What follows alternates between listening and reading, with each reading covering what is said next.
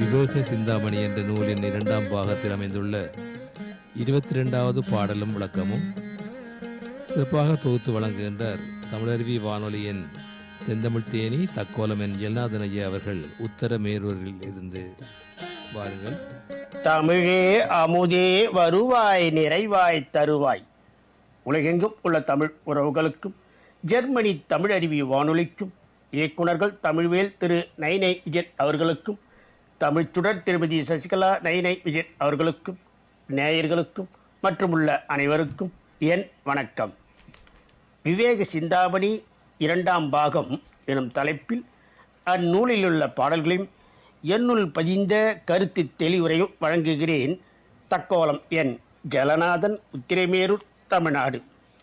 விவேக சிந்தாமணி 2ஆம் பாகம் பாடல் 22. பொய்களிலே பெரும் பொய், பொய்களிலே பெரும் பொய், பூசாரி பொய்யும் புலவோர் உரைத்த பொய்யும் காசாசை வேசியர்கள் கற்ற பொய்யும் கூசாமல் தட்டார் உரைத்த பொய்யும் ஜவுளிக்கடை பொய்க்கு கட்டாவே கால்வாசி கான்.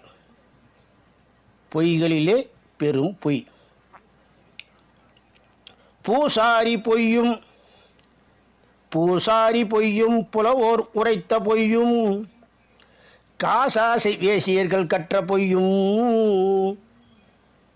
கூசாமல் தட்டார் உரைத்த பொய்யும் சவுளிக்கடை பொய்க்கு கட்டாவே கால்வாசிக்கான். கோவில் பூசை செய்யும் பூசாரி சொல்லும் பொய்யும் போலியான புலவர் உரைத்த பொய்யும் பண விருப்பமுடைய வேசியருக்குரிய பொய்யும் சற்றும் உள்ளம் கோசாமல் பொன் தொழில் செய்யும் தட்டார்க்குரிய பொய்யும் துணிக்கடைக்காரர் சொல்லும் பொய்க்கு கால் பகுதி கூட நிகராக மாட்டார். மீண்டும் பாடலை பார்ப்போம். பொய்களிலே பெரும் பொய். பூசாரி பொய்யும் புலவோர் உரைத்த பொய்யும் காசாசை வேசியர்கள் கற்ற பொய்யும் கூசாமல் தட்டார் உரைத்த பொய்யும் சவுளிக்கடை பொய்க்கு கட்டாவே கால்வாசி கான்.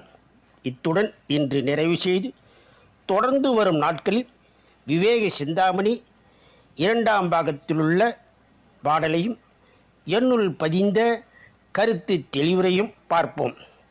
வாய்ப்பளித்த ஜெர்மனி தமிழருவி வானொலிக்கும் மற்றும் உள்ள அனைவருக்கும் நன்றி, வணக்கம்.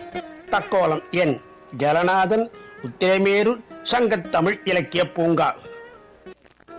நேயர்கள் இதுவரை கேட்டது விவேக சிந்தாமணி என்ற நூலில் இருந்து 2ஆம் பாகத்தில் அமைந்துள்ள 22வது பாடலும் விளக்கமும் கேட்டோம்.